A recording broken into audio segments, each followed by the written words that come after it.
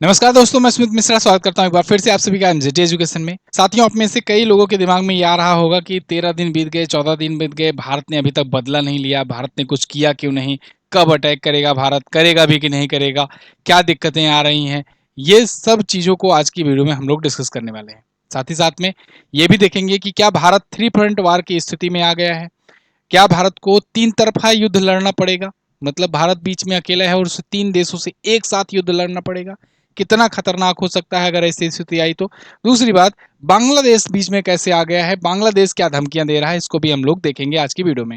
तो काफी detail information वाली वीडियो होने वाली है। चैनल को सब्सक्राइब कर लीजिए, ऐसी और भी वीडियोज में लाऊंगा और आपको नोटिफिकेशन उसका मिल जाया करेगा। तो मात्र 1-2 सेकंड लगेगा, चैनल को सब्सक्राइब जरूर कीजिए। चलिए, तो आप आर्टिकल देख पाओगे आज के टाइम पर। आर्टिकल एक खूब वायरल हो रहा है कि if India attacks Pakistan then Bangladesh should attack on north east. मतलब बांग्लादेश, जब भारत पाकिस्तान पर अटैक करने जाए तो उसी टाइम पर बांग्लादेश को नॉर्थ ईस्ट स्टेट पर अटैक कर देना चाहिए भारत के। ये कहना है मोहम्मद यूनुस के एक बहुत ही करीबी के द्वारा। मोहम्मद यूनुस का एक बहुत ही करीबी है एएलएम फजलुर रहमान। इसको आगे की वीडियो में एएलएम फर्जी रहमान मैं कहूँगा, है ना। ये ये बांग्लादेश का पूर्व रिटायर मेजर जनरल है। तो इसने ये कहा है कि जब भारत जो है पाकिस्तान पर अटैक करेगा, और ये तो कंफर्म हो गया है कि करेगा, तो जब भारत पाकिस्तान पर इधर अटैक करेगा तो इधर इनको क्या करो कि यहाँ नॉर्थ ईस्ट पर अटैक कर देना चाहिए बांग्लादेश को। आप मैप में थोड़ा सा देखो समझने के लिए कि ये अपना प्यारा भारत है, ये पाकिस्तान है। मान लो भारत जब पाकिस्तान पर अटैक करता है, इधर पीओके लेता है, तो उस टाइम पर पूरी भारत की सेना इधर बिजी होगी, नौसेना इधर बिजी होगी अटैक्स वगैरह में। तो उस टाइम पर बांग्लादेश के पास मौका होगा कि बांग्लादेश इधर सिलीगुड़ी कॉरिडोर को काट दे, इसको इससे अलग कर दे, और उसके बाद या फिर यहाँ नॉर्थ ईस्ट के स्टेट पर अटैक करके इसको पूरा पूरा मतलब कब्जे में ले ले और इंडिया से अलग कर दे। ये कहना था इस पूर्व रिटायर जनरल मेजर जनरल का, बांग्लादेश का जो है फर्जी रहमान। लेकिन ये भूल गए थे कि यहीं पर भैया असम राइफल्स है, इतनी मार मारेगी कि दोबारा तुम भूल जाओगे अपना लड़ाई झगड़ा। खैर, ये जो छोटू सा ये बच्चा वाला देश है बांग्लादेश, ये एक टाइम पाकिस्तान से ही प्रताड़ित हो रहा था, तो भारत के पास चिल्लाते चिल्लाते आया था कि हमें बचा लो, हम पर बहुत अत्याचार हो रहा है। तो भारत ने ही वहां पर उस टाइम पर तत्कालीन प्रधानमंत्री इंदिरा गांधी जी ने इसको बचाने के लिए यहाँ पर मुक्ति वाहिनी की मदद की थी, और उसके बाद पाकिस्तानियों को 93,000 से ज़्यादा पाकिस्तानी को सरेंडर करवाया था और युद्ध हराया था पाकिस्तान को। तब इनको मुक्ति मिली थी, आज़ादी मिली थी।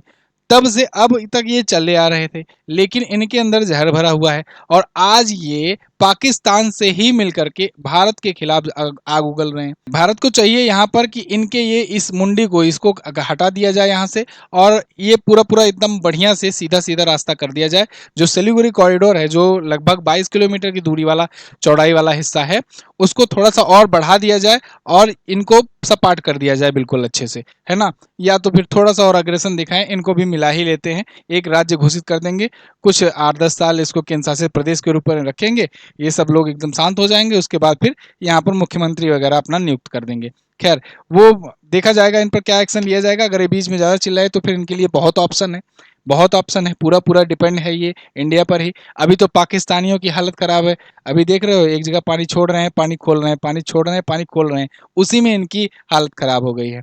अभी तो अटैक हुआ भी नहीं है, ये पूरा पूरा चिल्लाने लगे हैं दुनिया में जा जा करके कि भारत तो बहुत गड़बड़ कर देगा। इनको समझ में आ गया है पाकिस्तानियों को कि क्या हो सकता है। यूट्यूबर वगैरह जो जो यहाँ से यहाँ पर मतलब भारत के ही खिलाफ बोल बोल करके या भारत के प्रति थोड़ा मोड़ा सिंपैथी दिखा करके इंडिया के व्यूअर्स को अट्रैक्ट कर रहे थे और कमाई कर रहे थे थोड़ा बहुत। जो भी वहाँ के यूट्यूबर थे, सब एक तरफ से बंद हो गए, पूरा धंधा पानी चौपट। अब इनके 5% भी व्यूज नहीं आ रहे हैं जितना आया करते थे। मतलब आप सोचो, अगर 100% व्यू आते थे तो उसका 5%, 10% व्यू आ रहा है अब, वो उन यूट्यूबर्स का, पाकिस्तानियों का। और ये सब बड़े बड़े सेलिब्रिटी अपने सो कॉल्ड बना करते थे अपने देश में। अब इनको समझ में आ गया है कि तुम कितने बड़े सेलिब्रिटी थे, तुम्हारे पास जनता ही नहीं है देखने के लिए। क्यों? क्योंकि पाकिस्तान में पैसा ही नहीं है, कौन रिचार्ज कराएगा, डाटा कौन प्लान बनाएगा, और वहां पर कोई रिलायंस जियो थोड़ी ना है कि अनलिमिटेड दे। देखिए, किसी भी वार सिचुएशन में जाने के लिए ना प्रैक्टिस बहुत जरूरी होता है। जब तक आप अच्छे तरीके से प्रिपेयर ना हो जाओ, प्रैक्टिस ना कर लो, तब तक फिर मजा नहीं आता है। जैसे ठीक वैसे ही, जैसे मतलब आप मैच खेलने जा रहे हो और आप साल भर बैठे रहो, साल भर आप कुछ प्रैक्टिस ना करो, ठीक है, मतलब धोनी को अगर एक्सेप्शन के रूप में हटा दो तो साल भर बिल्कुल प्रैक्टिस ना करो, उसके बाद अचानक से आप मैच खेलने को मिल जाए, आपको वर्ल्ड कप खेलने को मिल जाए, तो फिर क्या क्या परफॉर्मेंस रहेगी? कोई नहीं रहेगी। इसीलिए सेनाएं अभी प्रैक्टिस मोड में है, एक्सरसाइज कर रही हैं, लगातार कई एक्सरसाइजेज चल रही है। देखा देखी पाकिस्तान ने भी शुरू कर दिया, ये लोग नकल करने में आगे हैं। लेकिन प्रैक्टिस आपको भी करना है। अगर आप किसी एग्जाम की तैयारी कर रहे हो, बिना प्रैक्टिस के जाओगे तो सेम वैसे ही हालत होगी। इसलिए आपको किसी एग्जाम की अगर तैयारी कर रहे हो, तो फिर आपको टेक्स्ट बुक का ये पास प्रो लेना चाहिए, जिसमें 800 प्लस एग्जाम के टेस्ट सीरीज हैं, 1.5 लाख से ज़्यादा मॉक टेस्ट हैं। मतलब इसमें हर प्रकार के मॉक टेस्ट मिल जाएंगे, चाहे आप डिफेंस की तैयारी कर रहे हो, चाहे इंजीनियरिंग की, चाहे एसएससी एग्जाम की, रेलवे के किसी एग्जाम की, सबके मॉक टेस्ट मिल जाएंगे। प्रीवियस ईयर के क्वेश्चंस वगैरह भी सब आपको मिल जाएगा। अब इसमें पास प्रो भी है, पास है और पास प्रो मैक्स है, सबकी अलग अलग चीज़ें हैं, जिसमें मतलब कि अलग अलग टाइप से कैटेगराइज किया गया है कि किसमें क्या बेनिफिट्स आपको मिलेंगे। जैसे मैं थोड़ा सा कंपैरिजन के लिए आपको बता दूं, पास प्रो और पास प्रो मैक्स में, तो पास प्रो में देखो पास का टेक्स्ट बुक, पास का सारा चीज़ तो मिलेगा, मॉक टेस्ट वगैरह। इसके अलावा इसमें प्रीवियस ईयर के पेपर मिल जाते हैं, प्रो क्वेश्चंस मिल जाते हैं, लाइव टेस्ट मिल जाता है, री अटेम्प्ट मिल जाता है। सभी क्वेश्चंस को आप बार बार सभी टेस्ट को री अटेम्प्ट कर सकते हो। अगर पास प्रो मैक्स में आ जाते हो, तो इसमें रैंकर्स टेस्ट सीरीज मिलती है, ये एक स्पेशल टेस्ट सीरीज है। रियल टाइम डाउट सपोर्ट मिलता है, 10,000 प्लस स्टडी नोट्स इसमें दिए जाते हैं हर एक सब्जेक्ट का, 30,000 प्लस प्रीवियस ईयर के papers, unlimited practice pro question, ये सब आपको मिलते हैं। तो ऐसे ही अब आप देखो, टेक्स्ट बुक में फायदा ये है ना मॉक टेस्ट देने का, कि इसमें ना आपको पता लगेगा कि आपका कौन सा पोर्शन वीक है, कौन सा पोर्शन मजबूत है, कितना रैंक आया है। और यहाँ पर देखो 5.5 करोड़ के आसपास स्टूडेंट्स हैं, तो मतलब हर एक एग्जाम में अच्छा खासा कंपटीशन मिलता है, तो आपको अच्छा खासा रैंक पता लग पाता है कि आप इतने स्टूडेंट्स के बीच में दे रहे हो तो आपकी रैंक कितनी आ रही है। क्योंकि आप देख रहे हो अभी ग्रुप डी का एग्जाम हुआ, 1.25 करोड़ लोगों ने उसमें फॉर्म फिलअप किया है, तो ऐसे में एक लार्ज अमाउंट में आपको पता लगेगा कि आपकी रैंक क्या आ रही है। इसके अलावा कौन सा वीक पोर्शन है, कौन सा स्ट्रॉन्ग पोर्शन है, ये सब आपको यहाँ पर देखने को मिलेगा। टॉपर से कंपेरिजन मिल जाता है कि टॉपर्स का कितना आ रहा है, आपका कितना आ रहा है। इसके अलावा लाइव टेस्ट वगैरह भी मिलते हैं हर एक एग्जाम के। ये सब मिलेगा कैसे आपको? तो डिस्क्रिप्शन में लिंक दी गई है, उस पर क्लिक करिएगा, जाइएगा और अपने अनुसार पास प्रो मैक्स इसको सिलेक्ट कीजिएगा, जो भी लेना हो। एमजेटी कूपन कोड यूज करना, जिससे आपको 12% का डिस्काउंट मिल जाए। तो जाइए अभी इसको क्लिक कीजिए, text book pass pro purchase कीजिए। खैर, हम लोग टॉपिक पर वापस आते हैं। तो देखिए, भारत अभी अटैक क्यों नहीं कर रहा है? क्योंकि भारत जो है देख रहा है हर प्रकार के पहलुओं को, कि किस किस प्रकार के कॉन्सिक्वेंसेस देखने को मिल सकते हैं। क्या चाइना आ जाएगा पाकिस्तान का सपोर्ट करने डायरेक्टली?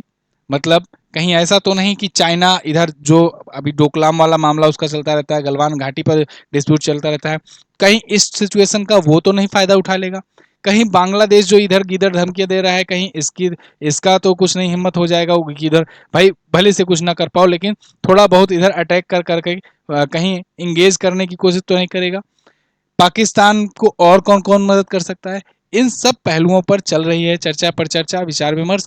इसके बाद जब सब कुछ देख लिया जाएगा कि किसकी कितनी औकात है, किसके हिसाब से कहाँ तक ये लोग कर सकते हैं, इसके बाद अटैक करेंगे। देखो, हम लोग की आर्मी ना प्रोफेशनल है, इन लोग की तरह नहीं है कि मतलब जा करके अपना बयान दें, भाषण दें और हिंदू मुस्लिम करें उसमें। कभी ऐसा देखा है? चलो ये सब छोड़ो, साइड करो। मैं एक क्वेश्चन पूछता हूँ आपसे, कि आप बताइए कि पाकिस्तान के आर्मी चीफ का चेहरा आप पहचानते हो?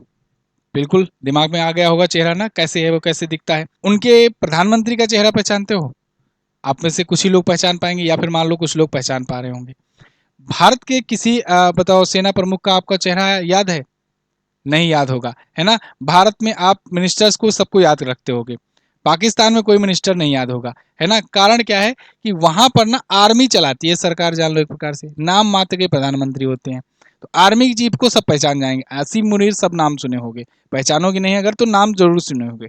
लेकिन भारत में वहाँ के मंत्रियों का नाम नहीं सुने होंगे, है ना? एक बिलावल भुट्टो अभी चर्चे में आया था, उसको भले सुने हो, बाकी और विदेश मंत्री कौन है, रक्षा मंत्री कौन है, ये सब नहीं सुने होंगे, ना जानते होंगे। तो यही कारण है, क्योंकि वहाँ पर आर्मी ही चला रही होती है, उसी के पास कंट्रोल है। लेकिन यहाँ पर इंडिया में सब कुछ प्रोफेशनल तरीके से होता है। बिल्कुल, भारत सरकार ने भी खुली छूट दे दिया है, जिस हिसाब से आपको करना होगा अटैक करना।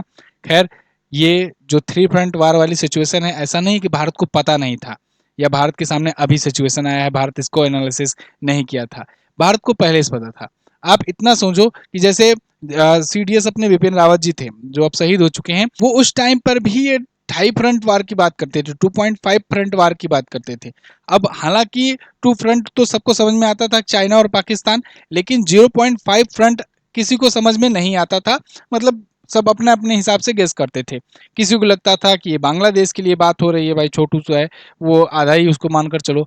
किसी को लगता था कि किसी किसी का कहना यह था कि जो अंदर में आए हुए हैं, जो घुसपैठिए हैं, उनकी ये बात हो रही है। मतलब आप सोचो, अभी जब ये पाकिस्तान के लोगों को यहाँ से भगाया जा रहा है ना, तब देखो इतनी शॉकिंग शॉकिंग न्यूज़ आ रही है कि कहीं सीआरपीएफ के सोल्जर की पत्नी पाकिस्तानी है, तो कहीं पता लग रहा है कि 15-15, 20-20 साल से कोई रह रहा है यहाँ पर, यहाँ का पासपोर्ट, यहाँ का वोटर आईडी, यहाँ का राशन कार्ड वगैरह सब कुछ बनवा लिया है, यहाँ पर वोट भी जाकर के डाल रहा है वो, और वो है पाकिस्तानी, उसको अब जाना पड़ रहा है। तो ऐसे ऐसे लोग यहाँ घुसे पड़े हैं। दिल्ली में वहाँ पर, मतलब आप सोचो, जहाँ पर सब कुछ, सारा मंत्रालय है, सब कुछ है, संसद है, वहां पर 5,000 से ज्यादा पाकिस्तानी नेशनल्स रह रहे हैं। ये क्या करते होंगे? ये खुफिया इकट्ठा कर सकते हैं। इसमें से अगर मान लो 10 भी ऐसे खुफिया जासूस होंगे, तब भी वो भारत के लिए एक थ्रेट ही है। तो ये 0.5 फ्रंट की पहले से ही बात कर रहे थे। तो टू फ्रंट तो सबको समझ में आता है, 0.5 हो सकता है बांग्लादेश के लिए कह रहे हो, या फिर इनके लिए कह रहे हो, या हो सकता है कि कह रहे हो कि उस टाइम तो शेख हसीना है, लेकिन वो देश ऐसा है कि वो कभी भी इधर उधर हो सकता है। क्योंकि उस देश में ना शेख हसीना का तो पूरा सपोर्ट था इंडिया को लेकर, लेकिन उनमें कुछ ऐसी पब्लिक थी जो बहुत ज्यादा एंटी इंडिया सेंटीमेंट वाली थी। इसलिए भी ये सारी चीजें भारत को भी पता है अच्छे से, सेना प्रमुखों वगैरह को भी पता है कि बांग्लादेश क्या कर सकता है, उसकी औकात क्या है। मतलब बांग्लादेश से ना बस यही कह दो कि गौतम अडानी यही कह दे कि भाई वो सब छोड़ो, तुम वार वार बाद में देखना, तुम पहले ये बताओ कि हमारा पैसा कब दे रहे हो। $900 मिलियन का तुम्हारे पास उधार है बिजली का बिल का, तो पहले तो तुम बिजली का बिल ही भर दो। तुम भी नहीं तो पाकिस्तान वाली हालत पे आ जाओगे। आज पाकिस्तान की क्या हालत है? पाकिस्तान भीख मांगता फिर रहा है, बार बार चिल्ला रहा है, भारत ने ये कर दिया, भारत ने वो कर दिया, भारत ने पाकिस्तान पानी रोक दिया। इनको तो अभी पानी रोके हैं, जहाज वो सप्लाई रोके हैं, मतलब इनको तो अभी कुछ एक्शन लिए ही नहीं है, तभी भी ये पूरा बौखला गए हैं। जब इन पर एक्शन लिया जाएगा तब इनकी क्या हाल होगी। मतलब आप सोचो, वहाँ के सारे यूट्यूबर्स का धंधा बंद, इसके अलावा वहाँ पर पानी पूरा सब बंद, सप्लाई बंद, एयर स्पेस बंद कर दिया भारत ने।